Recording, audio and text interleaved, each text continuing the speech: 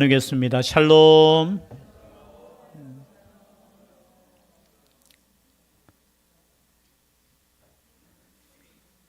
하나님이 주신 은혜를 헛되이 받지 마시기를 바랍니다. 하나님이 주신 은혜 가운데 우리가 살고 있음을 기억하시기 바랍니다.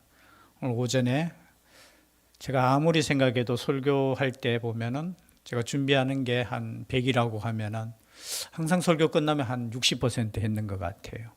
저는 그것도 은혜인 줄 믿습니다. 100%다 하면 여러분 설교가 길어져요. 그리고 제가 원고 설교를 하지 않기 때문에 준비는 다 합니다. 원고 설교를 하고 요즘 제가 계속해서 하는 건 이 말씀 가지고 하나님께서 주시는 그때 주시는 그 은혜로 최선을 다해서 말씀을 증거하고자 합니다. 그런데 마지막 부분을 제가 끊어버렸는데요. 여러분, 하나님께서 주시는 은혜를 빼앗길 수 있다라는 것이죠. 한 달란트 받은 자는 빼앗겼습니까? 어떻게 되었습니까? 빼앗겼어요. 그죠? 다른 말로 표현하면은 빼앗길 수 있다라는 겁니다. 여러분, 빼앗기는 인생이 아니라 얻는 인생이 될 수 있기를 바랍니다. 은혜 위에 은혜가 더해지기를 바랍니다. 여러분, 없던 은혜까지 없어지면 안 됩니다. 그 하나 가지고 있는 은혜에 만족하지 마시고 하나님께서 주시는 은혜는 풍성한 은혜인 줄 믿습니다. 그 은혜를 언제나 사모하시고 그 은혜 가운데 살아갈 수 있는 우리가 될 수 있기를 주의 이름으로 축복합니다. 또 지난주 오후 예배 시간으로 다시 돌아갑니다. 엘리야가 제단을 쌓았습니다. 불로 응답하셨지요. 응답받는 하나님의 제사가 될 수 있기를 바랍니다.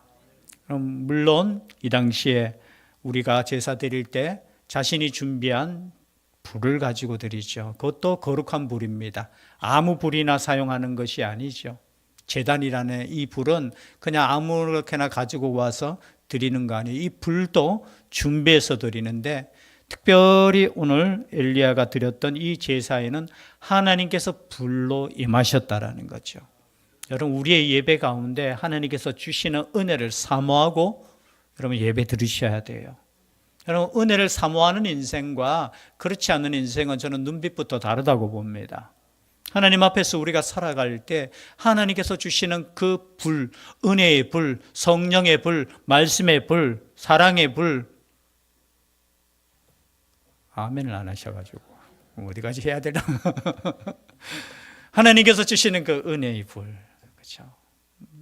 정말 우리가 예배드리고 참 예배가 끝난 이후에 하나님께서 주시는 그 응답을 경험한다면, 응답 없는 예배는 드리시면 안 돼요. 항상 우리 하나님은 응답을 주시는 하나님이신 줄 믿습니다. 드린다라고 했을 때 우리는 드리는 것으로 끝나면 안 돼요. 항상 우리가 드렸는 것에 하나님께서 주시는 말씀과 그 은혜와 그 응답을 우리는 귀 기울여야 되는 거죠. 때로 우리는 우리의 소리에 너무 귀 기울이는 겁니다. 그러나 우리는 이 시간에도 마찬가지입니다. 하나님께서 주시는 그 은혜의 말씀 속에 하나님의 뜻이 어디 있는가, 그 응답을 기다리는 이 시간 될 수 있기를 바랍니다. 이제 끝났습니다. 불이 내렸습니다. 누가 진짜 하나님이셨습니까? 여호와 하나님께서 진짜 하나님이, 바알이 하나님이 아니고 누가 하나님이시라고요? 여호와 하나님. 여러분, 우리의 삶을 통해서, 예배를 통해서 우리가 드러내야 될 것은 누가 하나님이신가를 여러분 드러낼 수 있기를 바랍니다.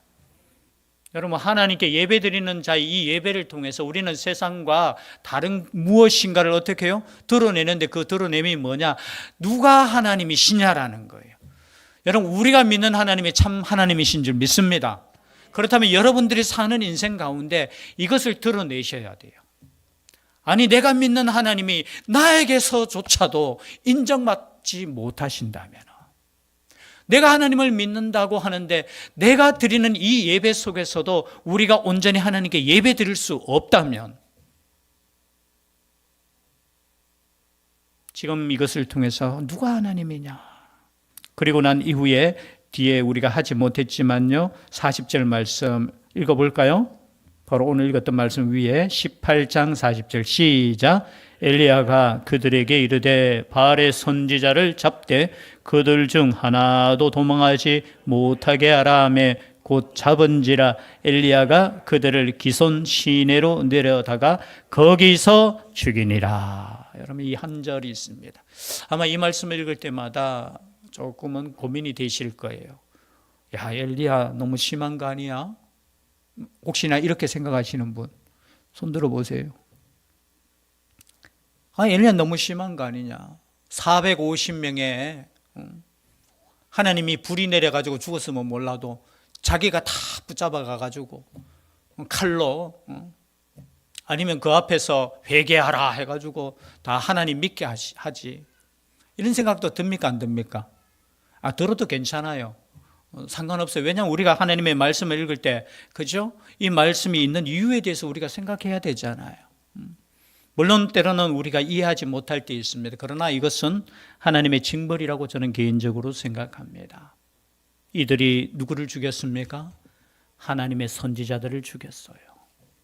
여러분, 하나님의 선지자를 죽인 사건에 대해서 우리가 그냥 넘어갈 때 있잖아요. 거기서는 그냥 넘어가는데 이런 장면 보면 야, 하나님, 사랑의 하나님 아닌 거 아니야? 여러분, 우리가 우상을 섬기고 율법적으로 따지면 이 우상을 섬기는 자들에 대해서는 철저하게 하나님께서 어떻게 제거하라고 했습니다. 왜냐하면 그 땅이 어떤 땅이기 때문에, 거룩한 땅이기 때문에 그렇습니다. 하나님의 땅이에요. 가나안 땅은 아무런 땅이 아니에요. 하나님을 예배하고 하나님만 섬기는 땅이 되어야 되는데 이 땅 가운데 우상신을 섬기는 사람들이 들어왔습니다. 그리고 이 사람들이 누구를 죽였어요? 선지자를 죽였어요. 이세벨에 의해서, 여러분, 그래서 이 거짓 선지자들이, 바알의 선지자들이, 그죠? 하나님의 선지자들을 죽였는 것에 대한 하나님의 저는 공정한 심판이라고 봅니다. 물론 더 우리가 신약적으로 넘어가면 이들도 사랑해야 되지요. 그죠? 그리고 우리가 복음으로 이들이 돌아오기를 기다려야 되는 거예요. 그러나 여러분, 하나님의 심판은 계속되고 있는 줄 믿습니다. 가끔 가다가 이런 생각도 들죠. 저 북녘 땅에 있는 동포들, 개인적인 생각 참 불쌍할 때도 있지만, 여러분, 과거에 얼마나 하나님을 믿는 사람들을 순교시켰습니까? 저는 개인적으로 그 땅이 여기에 대해서 회개하지 않으면, 물론 누구 한 사람 이야기하는, 한 가문을 이야기하는 거 아니에요. 여기에 대해서 그 땅이 회개하지 않으면. 그래서 여러분, 우리가 하나님을 섬길 수 있다는 것 자체가 은혜예요. 그런데 오늘 보니까 이 땅이 어떠한 땅이 되었습니까? 피가 흐르는 땅이 되어버렸어요. 그럼 짐승의 피는 어떻게 해요? 하나님께서 제사로 받으시는데 사람의 피가 아니에요. 그런데 이 사람의 피가 흐르는 기손 시내를 여러분 생각해 보십시오. 그런데 놀라운 것은 이것을 통해서 이 땅이 회복이 되었습니까? 되지 않았습니까? 뒤에 보면은 여러분, 우상을 섬기는 이 선지자들, 거짓 선지자들이 죽었는데도 불구하고 그 땅이 회복되지 않아요. 가끔가다 그런 생각이 듭니다. 저 사람들만 없으면은 이 땅이 새롭게 될 텐데. 여러분, 천만의 만만의 말씀이에요. 우리가 어떤 부분에 대해서 저 사람만 없으면은 아니에요. 모든 백성들이, 모든 땅이 하나님 앞에 회개해야 되는 거예요. 그런데도 돌아오지 않았어요. 그리고 난 이후에 이 땅에 멈춰졌던 가뭄이 어떻게 해요? 새롭게 지금 비를 내리시는 장면이 오늘 장면이죠. 41절 함께 읽겠습니다. 시작. 엘리야가 아합에게 이르되 올라가서 먹고 마시소서, 건비 소리가 있나이다. 여러분, 지금 18장 처음부터 무엇을 위해서? 이제 비가 내리는 거예요. 지금까지 3년 6개월이죠. 3년 6개월 동안 비가 내리지 않는 거예요. 과거에는 그 땅에 사는 사람들이 바알이 비를 주고 바알이 그저 풍요롭게 한다고 했는데 3년 6개월 동안 비가 오지 않았습니다. 여러분, 하나님께서 비를 멈추게 하신 이유가 있다라는 거예요. 우리가 성경에 보면 신명기 18장 2절입니까? 우리가 광야의 길을 걷게 하신 이유가 있다라는 거예요. 광야의 길은 스스로 살지 못해 농사도 지을 수 없는 그 땅을 걷게 하신 이는 뭐냐? 너희들이 하나님을 전적으로 의지하고 신뢰하고 믿느냐 안 믿느냐를 어떻게 테스트하기 위해서라는 거예요. 여러분, 우리에게 있어서 때로는 가뭄이 있습니다. 그렇죠? 그 가뭄이 있는 이유는 뭐냐? 다른 이유 아니에요. 우리가 여전히 하나님께 있느냐 없느냐를 지금 테스트하는 거예요. 우리 인생은 가뭄이 더 중요하게 생각할 수 있어요. 내가 하나님을 떠나도 나에게 먹을 것이 있고, 내가 하나님을 떠나도 내가 좀 잘 살았으면 좋겠고, 그러나 여러분, 하나님의 사랑은 그런 사랑이 아니에요. 하나님을 함께 하는 거예요. 광야길을 걷지만 내가 먹여주고 내가 입혀주고 나와 함께 살자는 거예요. 근데 인간은 끊임없이 어떻게 해요? 하나님 없이도 내가 살아갈 수 있다고 생각하고 하나님을 떠나는 거예요. 그래서 엉뚱한 신을 가지고 하나님이라 고백하는 거예요. 그래서 3년 6개월이라는 시간 동안 하나님께서 그죠? 비를 멈추게 하셨다는 거예요. 여러분, 이것이 얼마나 아픈 마음이겠습니까? 이거 봤을 때 하나님은 아무 감정도 없고 그런 하나님은 오죽했으면 3년 6개월 동안 비를 내리지 않았겠습니까? 빨리 회개하면 여러분 더 큰 은혜가 될 줄 믿습니다.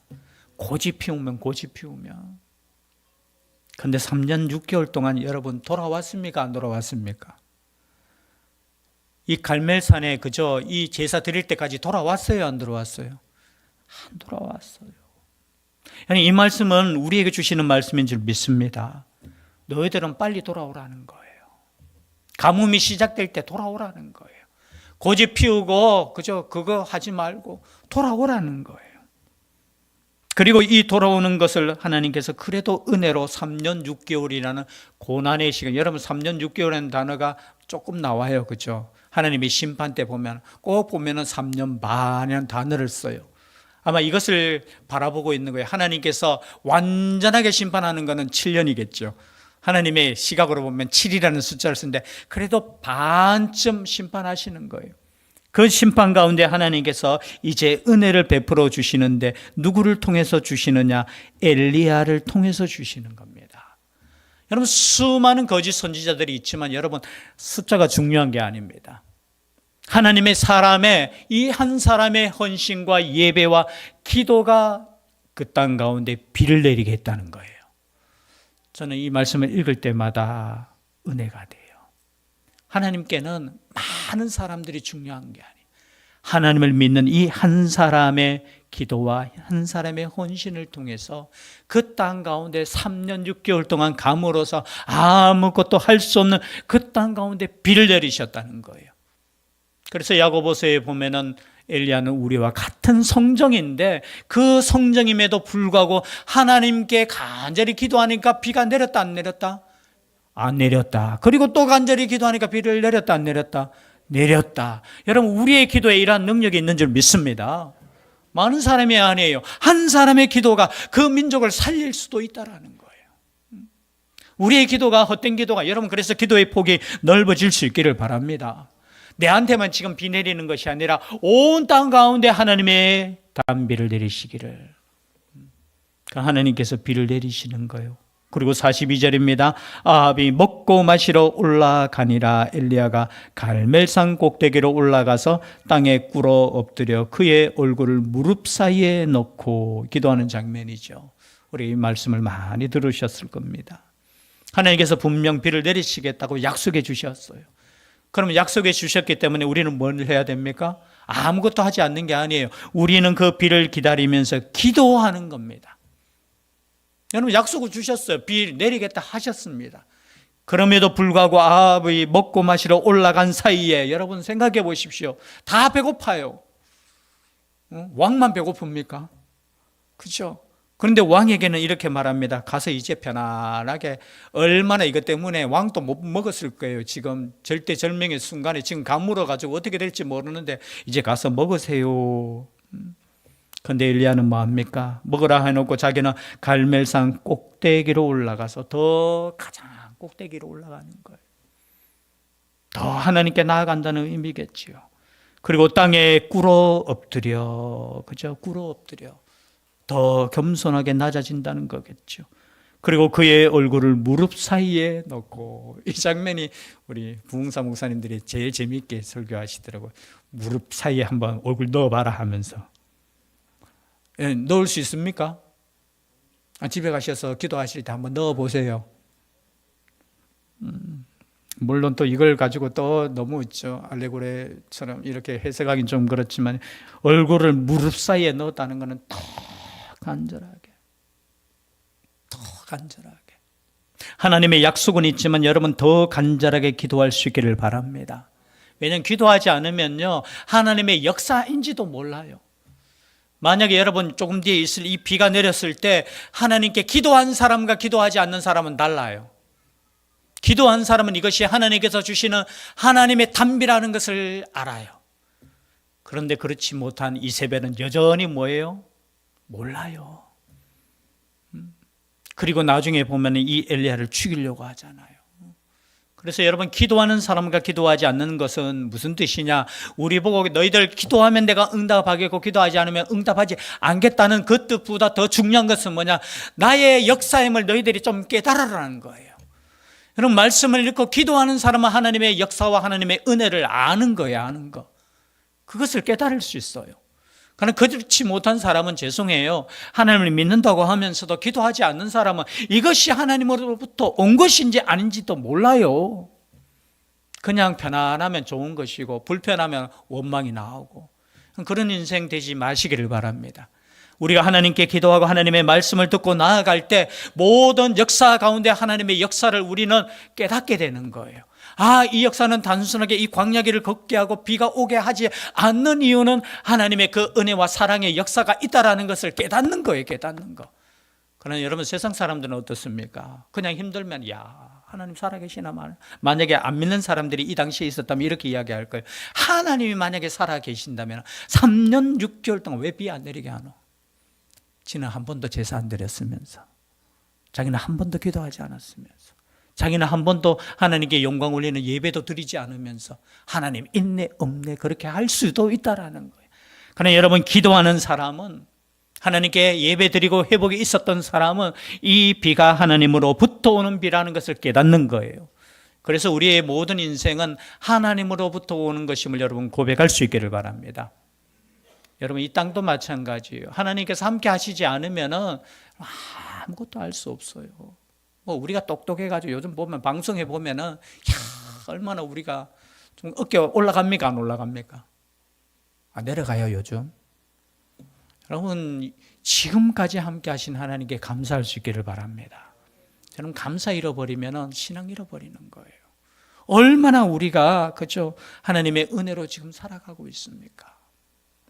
그러나 여러분, 더 나아가서 하나님께서 주신 이 은혜가 불신앙으로 가는 길이 아니라 더 하나님께 나아가는 길.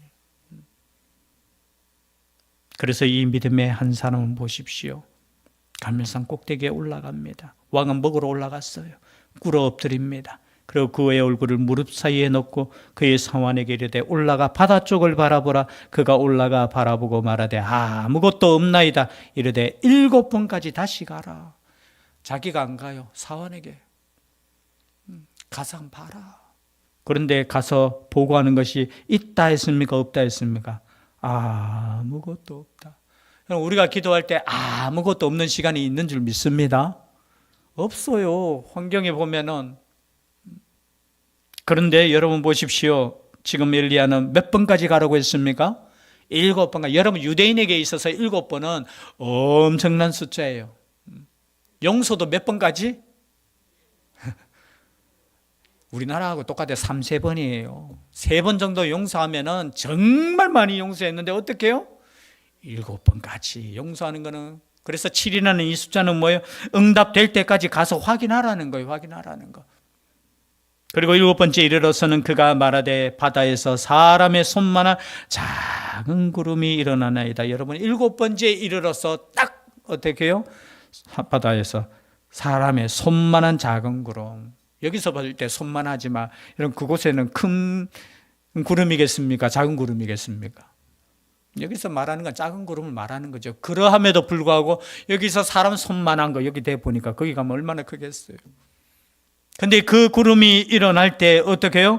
아합에게 말하기를 비에 막히지 아니하도록 마차를 갖추고 내려가소서 하라 하니라. 여러분, 이것이 믿는 사람의 믿음인 줄 믿습니다. 내가 기도했어요. 그리고 구름이 손바닥만 하지만 원어에는 손바닥이에요. 손이 아니고 손바닥만한 구름이 일어났을 때 저것이 하나님의 역사구나라는 것을 믿는 거예요. 여러분, 우리가 믿으면 그 일을 이루시는 분은 누구십니까? 중요한 거예요. 우리가 하는 거 아니잖아요. 비는 우리가 만들 수 없어요. 물론 중국에서 뭐 비도 만든다면서요.